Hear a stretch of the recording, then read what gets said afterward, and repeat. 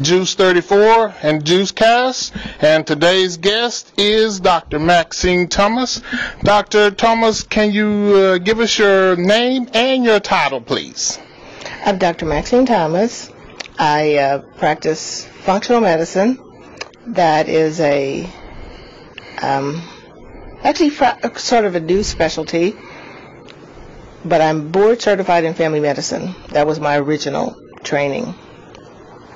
I just started doing functional medicine when I realized that what I had been doing for 18 years wasn't really going anywhere. So it wasn't really solving problems that my patients had. So I did that for 18 years. I was always trying to find out what was really wrong with my patients.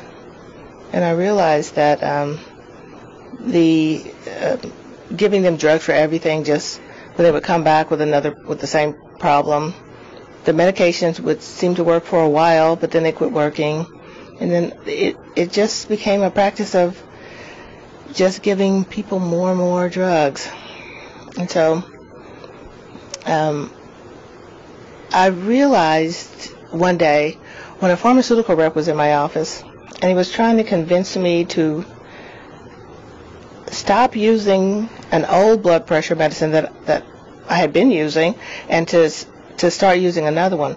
Now, he had been in my office 3 weeks earlier telling me about the last drug and how much better it was than the competition, but now it was no longer any good, and I needed to stop and start prescribing the new drug.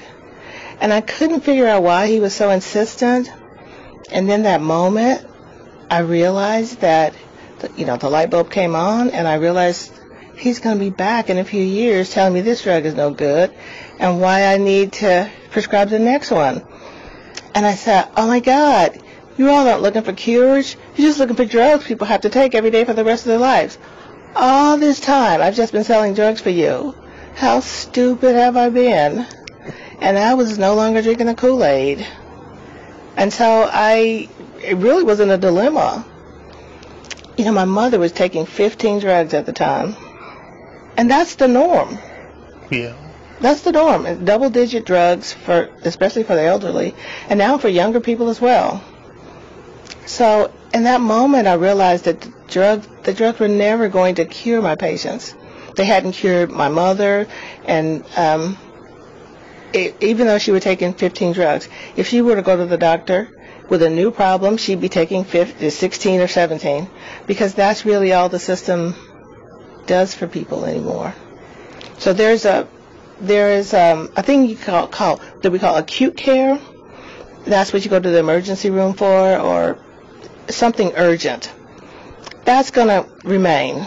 And we do acute care medicine just fine. So that's why I'm not opposed to using drugs, but that's where they have a place. But this idea of taking a drug every day for the rest of your life, that's all you're ever going to get. Yeah. And just because you're a doctor, you don't fare any better. So all the doctors are suffering from all the same problems as the rest of the public, and they have the same option. They're just being given another drug and offered another drug or surgery. So I just realized I wasn't going anywhere. And so when I was really disappointed because I didn't know what I was going to do next. So I realized that, first of all, you can't be the first doctor to figure this out, Maxine. That's what I said. And so you have to find the others. And so that was what I set out to do. I just got online and I booked a conference, a preventive medicine conference. So the first conference I went was called the American Academy of Anti-Aging Medicine. Interestingly, all the doctors were buff. All of them were very fit. And, normally doctors look like the rest of the population. But and most of them were former emergency room doctors. They had practiced in the emergency room for about 18 to 20 years, and now they were all doing prevention. And so it took me 2 months to figure out why weren't the cardiologists there? Why weren't other specialties there that weren't represented as well? And I realized the ER doctors are the end of the line. They save your life or you die in their ER. They stabilize you, and then the cardiologist shows up later. they realized that was them. That was them showing up in the emergency room, shopping bag full of drugs, dying in the ER. And they were smart enough to realize that was going to be their own fate. So they were into prevention. They were looking for prevention. They realized that hormone replacement is something that happened, that men could benefit. At the time, most of the doctors I was talking to didn't even know men ran out of hormones. And so I learned hormone replacement for men from them. You learned that progress over time. Well, eventually, so that was my first encounter with just something other than conventional medicine. But I learned a lot from them, that there's another way to practice medicine. And from there, I went on a functional medicine circuit with chiropractors. I learned a lot from them because they don't use drugs, and they know nutrition and all sorts of things. This is the other thing that I came to understand. As doctors, we aren't taught nutrition. So in the days where I was just prescribing drugs for everything, a woman came to my office as a new patient, a young woman, but she had a ton of symptoms, and I was going to start her on 9 drugs, because in the way you practice medicine is basically name it, drug it. So you go to here's modern medicine with all these high-tech bells and whistles. This is what happens. You go to the doctor, you tell them a story, which is provide a history. They assign a name to your history and your collection of symptoms. That's your diagnosis, and then they give you a drug. That's it. That's it. End of story. You get a drug or a surgery, and that's it. Next. That's it.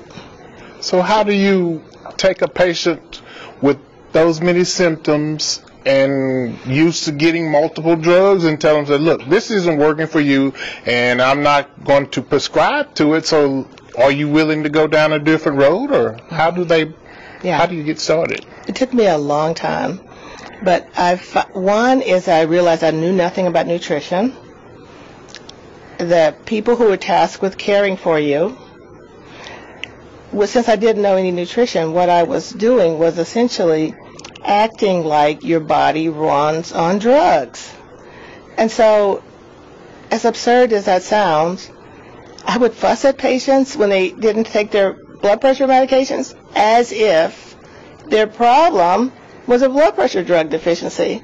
And so then later, even if I did give them blood pressure medicines to get the blood pressure down, I would say, look, I'm going to find out the cause.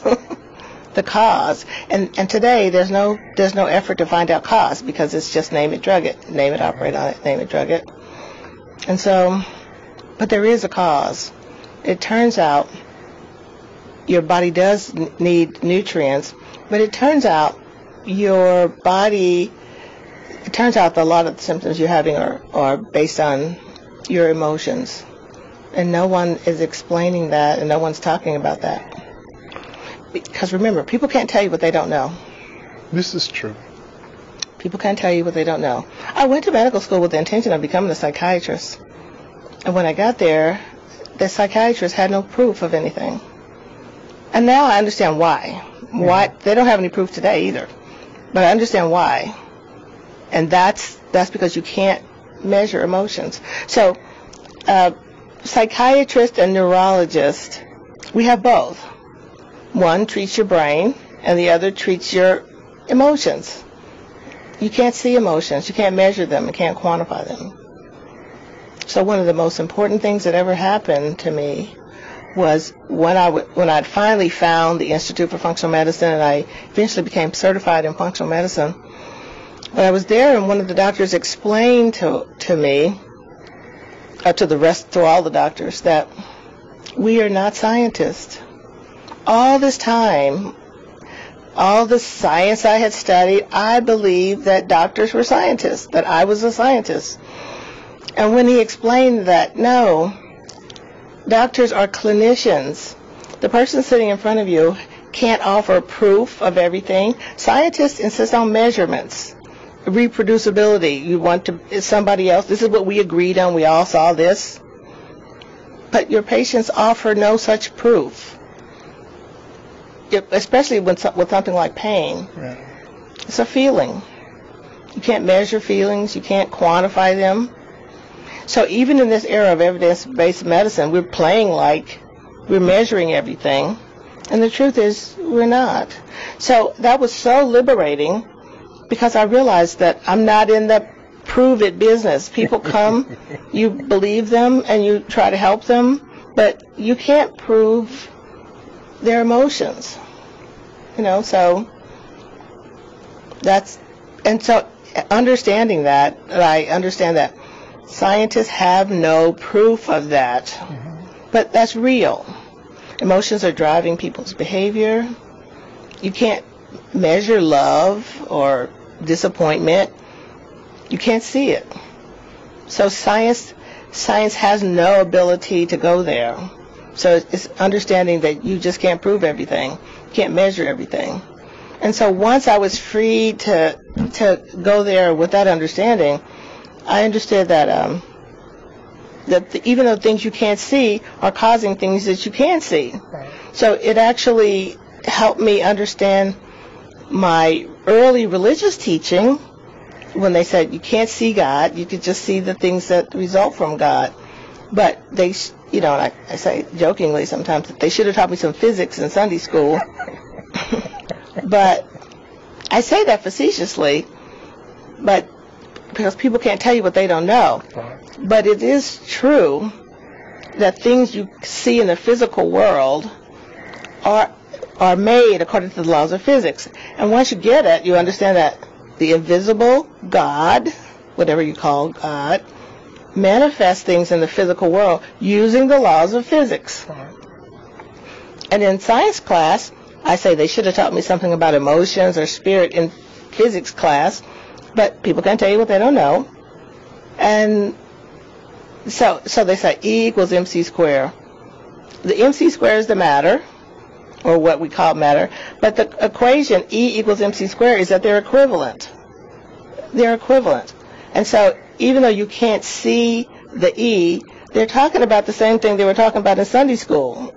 But they think they're talking about something different because they use different terminology. But it's just one world. And a part of that invisible world are emotions, which are manifesting things in the physical. So another thing that I found when I stopped just listening to the conventional doctors is this whole idea that you get diseases based on your genes. That's totally outdated. That's old science. Yeah. So in the old days, we had genetics, and the belief was, in your body you have cells, and in the cells you have genes, and the genes will make the cell do things, but the belief always has been that the genes that you inherited from your parents are causing your cells to behave that way and giving you disease. Totally outdated. Most doctors don't even know that. So if your doctor's still telling you something runs in your family, they're telling you that based on old science. And since there's no effort to look for the cause of anything or study physics or any scientific any scientific where it's just name it, drug it, there's no understanding. There's no effort to find the cause of anything. And so there's no looking to understand these things. And so it's okay to just believe outdated stuff, and you just don't have that's still prevalent. The belief that diseases run in your family is totally outdated, and right now many doctors are still telling people that. But your genes are really listening to the environment. So we went from having what's called genetics to epigenetics, meaning above the genes, outside the genes. And so our genes are listening to the environment. And that gave rise, the epigenetics gave us what's called nutrigenomics. A hot topic now. It's the understanding that nutrients, like vitamins and minerals and things like that, those are talking to your genes and asking for something different. So nutrients talk to our genes, and then our genes will express behaviors based on nutrients. But that's not the most powerful talker. The most powerful talker is our emotions.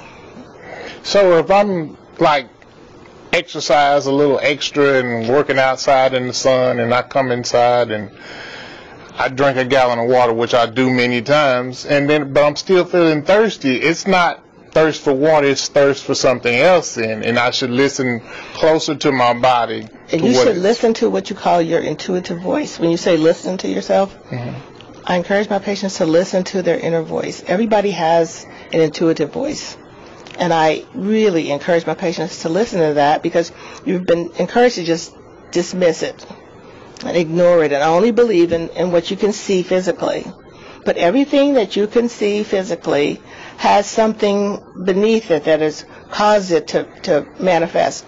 So everybody can understand, like a chair or glasses, or when you see a thing, it's easy to understand that the thing was brought to existence by a thought, an idea. Somebody thought this up, they designed it, and they brought it to existence. That's easy for people to understand.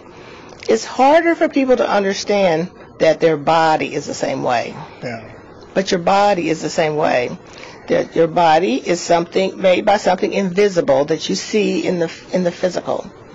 And so when you have faith, that's your early teaching, when they told you something about God and something about something invisible manifesting in the physical, that's how it works. So, but people tend to either do spiritual research and looking for understanding, or scientific. But you need to understand it's just one. Right. They both exist. You see the physical world. The physical world is undergirded or made by something invisible. And in science, they would call that energy. But in church, they would call that God. Yeah. But it's really important you understand that this invisible force manifests things in the physical, and that your emotions, the feelings are what's talking to your genes. Mm-hmm. So when people are upset about the past, or upset, so this is when you ruminate about the past and think about the past, that's what leads to people's depression, and people's doing thoughts, doing the what if about the future is the source of their anxiety. But neither are a condition. They can't change anything. You can't change anything about the future right now, but you can't change anything about the past. So when you hear about the importance of being in the now, this is why. This is why having your focus, instead of being in the future or the past, bringing your focus into the now, that's where you can make a change. So if you understand that your emotions are constantly talking to your genes, then you will pay attention to them. So if you're just allowing your emotions to be jerked here and there by just watching the news or watching something that makes you feel upset, most people don't know that when they're feeling that, they're asking their genes to give them that. So if I'm angry, you're asking your genes, give me angry, give me disappointed, give me fear, give me sadness, give me embarrassment, give me jealousy, give me whatever.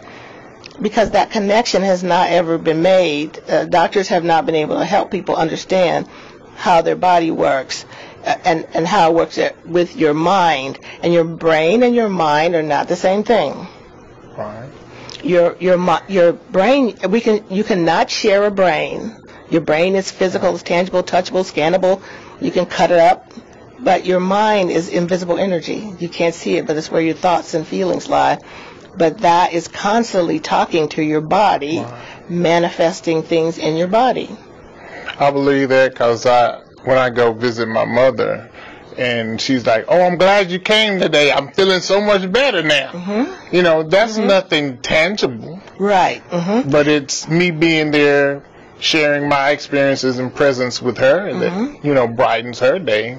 We step outside in the sunshine, and she's all happy and everything. Right. So I believe you.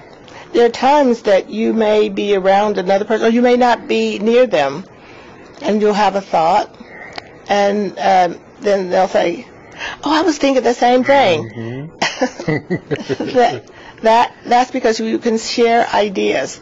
They're not within you. They're a part of the invisible energy, and they manifest.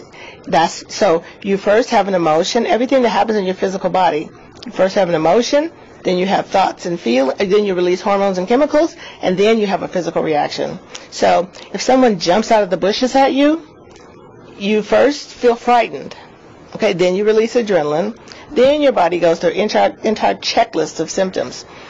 That's really those thoughts like that are the source of our dis-ease. So in functional medicine, we don't believe in disease. We know that they're just states of dysfunction, and the disease is just a name. But and not everybody who does functional medicine understands the role of emotions either. So everybody looking at the hot topic of nutrigenomics. Everybody's just looking at food, but your emotions determine what your body does with the food. Right. So I was studying of how the body metabolizes fish oil for a test, and I got to a place where I always have people take fish oil as an anti-inflammatory, because I realize all the diseases, regardless of what the doctor's telling you, they're basically just three things. There's inflammation, there's oxidation or rusting, and then there's stress. I don't care what they call it, what the diagnosis name is. That's what's going on underneath. So I was looking for the way, so I use fish oil as a whole body anti-inflammatory, okay? So I was studying the way that the body metabolizes it, and I got to a place where there was a particular enzyme, and it could go two different directions. Yeah. Yes, two different directions. So first of all, I realized, oh my God, all this time I've been studying all this biochemistry and physiology and all this stuff, and I realized it's just possibilities. All my years as a doctor studying all this stuff, I realized all these things that I would have people take or do, they're just possibilities. Because people could take my fish oil and it could be anti-inflammatory, like I intended it, or they could take it and make it inflammatory. And so, listening to my intuitive voice, I kept asking, well, what makes it decide? What makes it decide? And it was clear, it's your mind. It's your mind that's controlling your biochemistry. That was huge. That was huge as a doctor, because it helped me understand what I can do and can't do. People will control their own mind and what they'll spend time thinking about and devoting their energies to, and that will decide how their biochemistry works. That's how it works. I'm not in control of that. So the only thing I could do as a doctor is help people understand the way it works and what they have to do. They have to pay attention to how they're feeling, and you don't live in a culture that encourages that. You're told, just suck it up, ignore it, just move on. But that's how it works. So our emotions will be determining what your body does with the fish oil. So the other thing is, when I said that, I said, oh, Maxine, you already knew that about food. And it's because you can eat a food item, and you will then, depending on how you're feeling, you'll release hormones and chemicals, and your body will determine that you metabolize it in one direction. You can eat the exact food item. If you're feeling differently, you release different hormones and chemicals, and you metabolize it in a different way. And so then I realized, oh, you have to back off all this bossing people around about what they eat or don't eat, because your emotions are a much bigger player in what your body is doing with the food than anybody has explained to us. But our emotions are just incredibly powerful. So when a person is exercising and they're feeling happy and everything, and their body's normally functioning, do you see a lot of those patients in your office, or they just... Oh yeah, well, some people are exercising and they're feeling good, but what's most important is how they're feeling. Is paying attention to how you feel. So. But do you see those patients improve faster than, say, the couch potato person, or how do you handle that? There are those that do exercise and that do feel better, and then there are those who do exercise and don't make much progress. So people are all over the place in truth, but I now understand why. Yeah. Because I didn't always understand that. I mean, it was only this year, 2017, where I finally got it and realized, oh, Maxine, when you watch the news and you're feeling angry, even though you didn't understand that by doing that, whatever you are feeling, you're asking your genes, give me that. And so I now understand that, and so I have to pay attention to how I feel, have to pay attention to allowing my emotions to be dragged here and there, because your emotions are, so first there's the emotions, then there's the release of hormones and chemicals, and then there's the physical reaction. So if you are feeling pain, that is preceded by so if you're feeling a certain way, it will cause you to release inflammatory hormones and chemicals, and then you have pain. For example, why would a person have pain when they didn't do anything to hurt themselves? That's why. Because your emotions matter. Your emotions can cause you to release inflammatory hormones and chemicals and cause you to hurt in places that you didn't injure. Yeah, I've noticed sometimes I scratch myself if I'm working in the yard or something. It's just a minor scratch, but I don't feel it at the time. And then 9 o'clock at night, I'm in the shower, so I'm like, oh, that burns. Yeah. You have an immune system that's already on the case, always doing things. So you get a scratch or a bug bite or something in the middle of the night, and then you wake up and feel something that's red, or you see it as red, and you feel a bump. That's because your immune system is already there, sending blood, causing blood flow to go there, causing it to be warm, red, and it may be painful. But those are the classic symptoms of inflammation. But everything that you're having will be an inflammatory response, and it's not always bad. But every diagnosis that you get, I don't care what the doctor's calling it, will be inflammation, oxidation, stress. So all those things will be involved. And so the stress response, understanding the role that your emotions are playing in your stress response, but it'll affect how your body talks to your immune system as well. So all of it will be impacted by your emotions. And then, as living being, you use oxygen, and so when your body you rust just like the food in your refrigerator.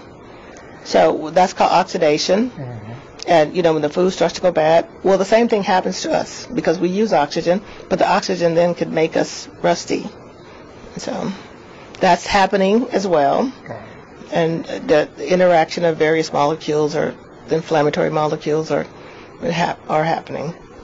But so one of the things I ask patients is, well, what happens when your experts are wrong? And when the people you're listening to, what if they tell you the wrong thing? It's like about the genes. If they tell you something that's incorrect, then you believe that, and that's what you express.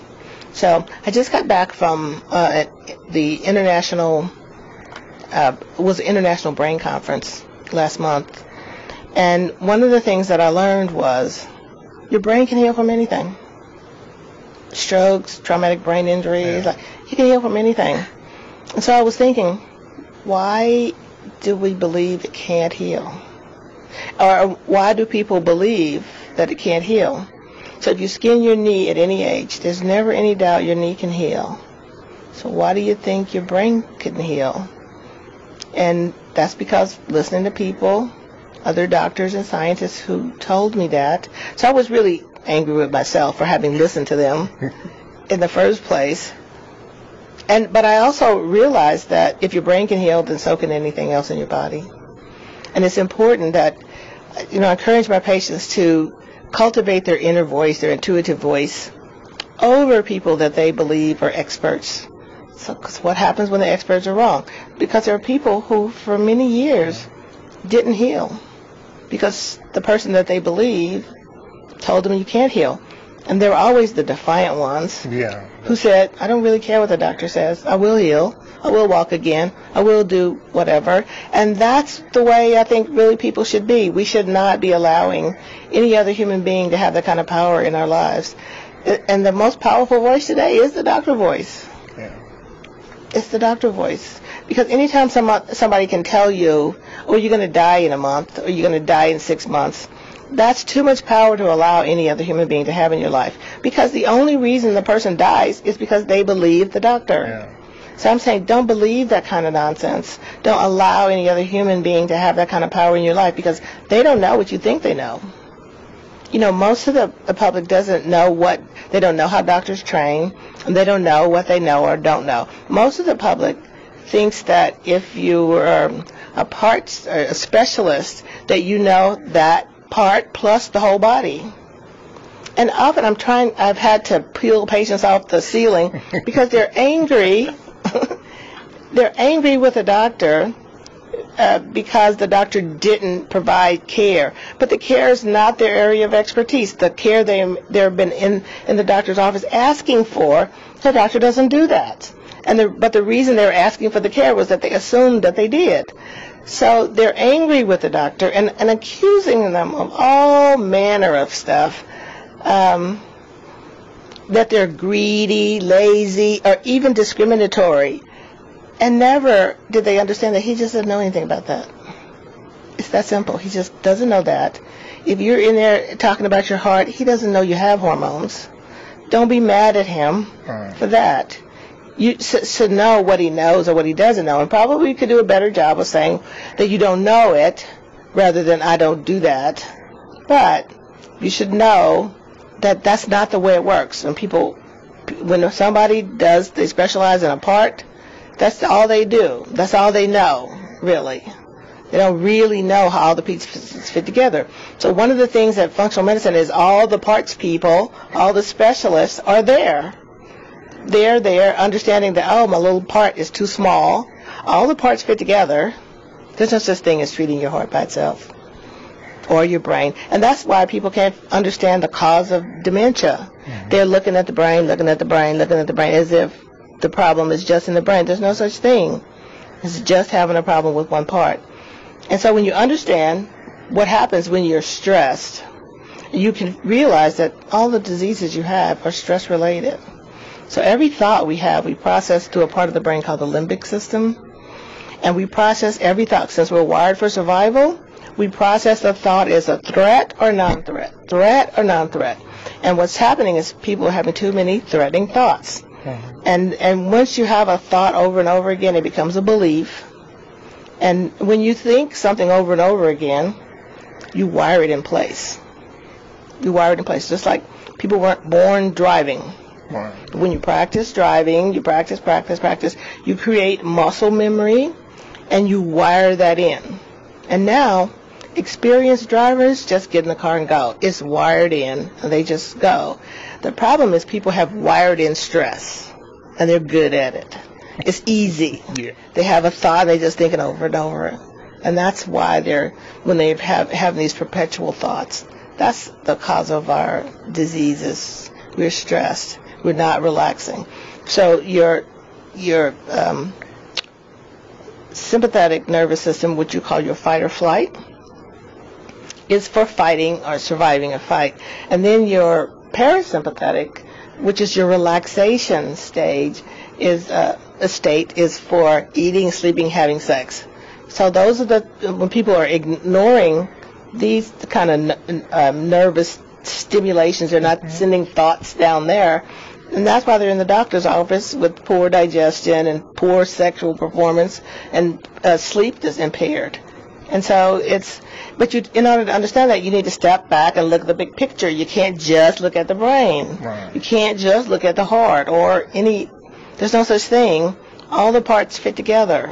They all work together. There's no such thing as treating a part by itself. No heart or brain or skin walks in the door. It's kind of crazy. One of the things I have my patients doing is meditating, where you can just try to relax, focus on your breath, and that you can help yourself wire this back into place. It becomes a practice. Once you do it over and over again, because we've wired stress into place. For example, everybody has a blood pressure. Even a newborn baby has a blood pressure. So why does anybody have high blood pressure? Stress. Mm-hmm. Yeah. It's really stress. So when you do have let's say somebody just does jump out of the bushes at you, and you feel frightened, and you release adrenaline, your entire body goes through a checklist of symptoms at that time. So your pupils dilate, your mucous membranes shrink, your blood flow shifts away from your salivary glands and you get a dry mouth. Your heart rate increases, your breathing increases, your blood pressure goes up, and then you shift blood flow away from your gut and your sex organs, and so that's why people are having a problem there. Yeah. And so that's why. And it happens instantly throughout your body. And so what happens is people are doing that over and over and over and over. And when you do that too long, there are all these changes that you end up wiring into place, and you start to have them throughout your body. It isn't just one part or the other. So when people don't think about themselves, they run to this guy and that guy. They can't understand that it's a whole thing. We don't really have any medical specialty that acknowledges you're a whole person. Even doctors who should, as that actually is what functional medicine doctors do. But in the conventional medical system, there really is no body who is seeing you as a whole person. Now, that's doing family medicine. That was supposed to be the way it is, but now the family doctors are spending all their time running around following the parch guys. And so I realized that myself when I go to a parch guy. It's like, and I realized, oh, you're never going to be able to help me because you can't see beyond my part. And I understand why. So it was my mistake for thinking you know something that you really don't know. That's the problem, is that people can't step back and see the big picture. They're stuck. You know, the connect the dots puzzles? Mm-hmm. When you were little, you had to connect all the dots to identify the object in the picture. What if you spent all day looking at one dot? That's actually what specialty medicine is. You look at the one dot all day long, all day long, all day long. And you really never connect all the dots. And so you never see the person as a whole person. So you just focus on your one dot. So what has happened in specialty in functional medicine is all the specialists and all the other practitioners are there. So not only are medical doctors, MDs, DOs, NDs, dentists, vets, chiropractors, nutritionists, acupuncturists, just every specialty you can think of. I can't think of all of them right now, but everybody is present. And so you learn from everybody because you understand that everybody is thinking about these things from a different perspective, but they know even if I do use nutrition, they understand, well, where it works or how it works in the body, because it's not just working in one place. All your cells are benefiting from your nutrients. So you're not just conferring with yourself. You have other people around you, other staff members that help you. Well, no, I'm a solo practitioner. Okay. So my referral pattern is to other practitioners. So, but maybe for acupuncture or chiropractic manipulations, but one of the things I'm understanding is that people are out of line based on their emotional tensions. But they may need, but if they can get adjusted and they can help themselves relax, let go of their upsetting thoughts or pay attention to how they're thinking. So part of the reason when they go that the things that happens when I send them to a chiropractor and their adjustments won't hold is because they're in such tension. They're feeling tense. That's why the person has high blood pressure. They have a thought and feeling, and they literally tense up and cause their blood vessels to be in tension. Mm-hmm. And so how do you in your office in time help that patient to release that? I know you said meditation. That is probably the best. The thing that I just got this last month, I got a device that helps people with assisted meditation. I got one for myself because I need to help relax. It's a headband that has a Bluetooth that talks to there's an app that talks to my headband. It actually reads your brain waves, but you can do it at any time. You can just dial in, do it for 5 minutes, and try to relax for 5 minutes or 10 minutes or whatever you have time available.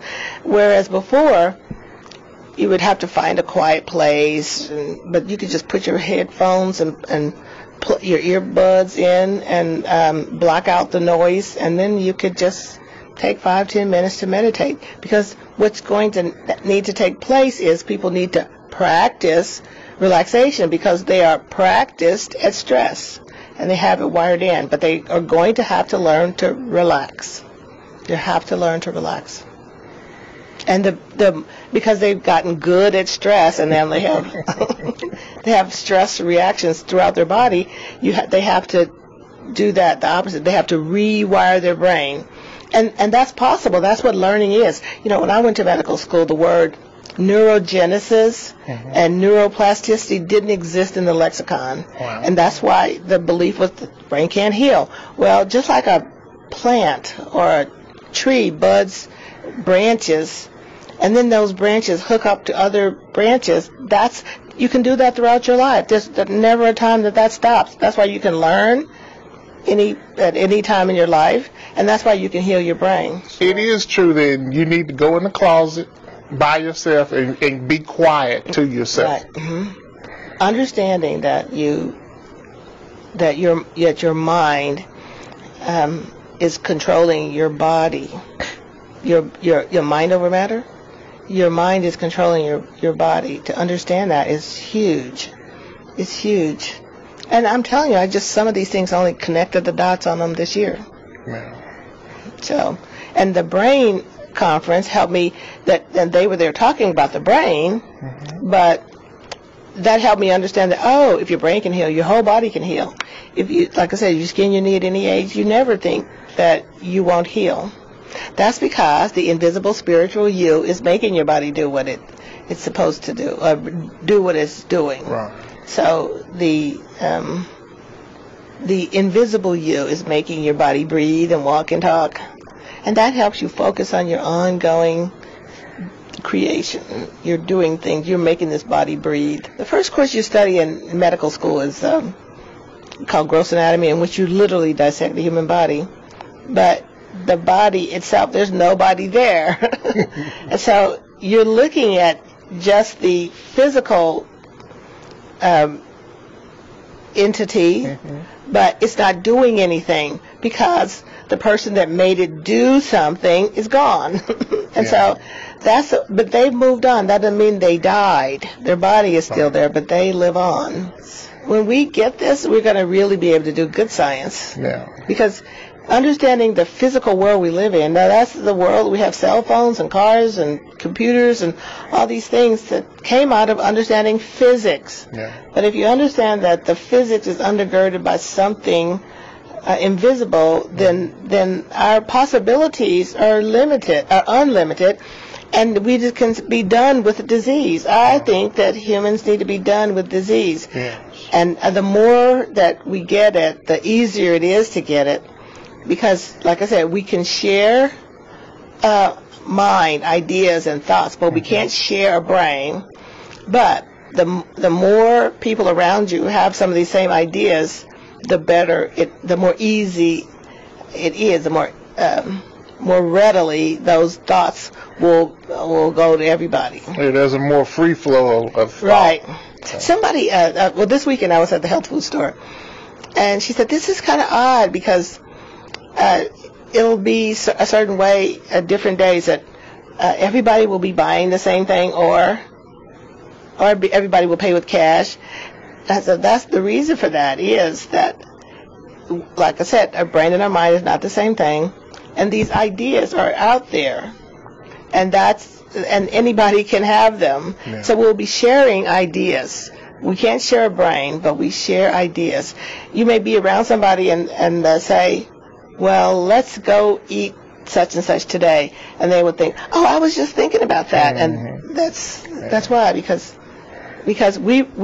people use the term mind and the brain as if they're the same thing. As a matter of fact, they were doing that at the brain conference. They were reluctant to say they're different. And for doctors who think of themselves as a scientist, they feel the need to be able to prove everything. I'm past that now because I understand that I'm not a scientist. I don't care that they want proof. I'm not in the prove it business. And so once doctors have that understanding, they won't be limited by this idea they need to be able to prove everything, because they're not proving everything anyway. Your patients are not proven they're in pain. They can tell you they're in pain, but you have no proof of it. They have no proof. You have no proof. You're in agreement that, and you'll do something to help, but you're not proving fatigue. You're not proving anxiety, depression, none of that. So just get over that and move on. But our emotions are really powerful in our lives, and they're manifesting our dis-ease. I'm Dr. Maxine Thomas.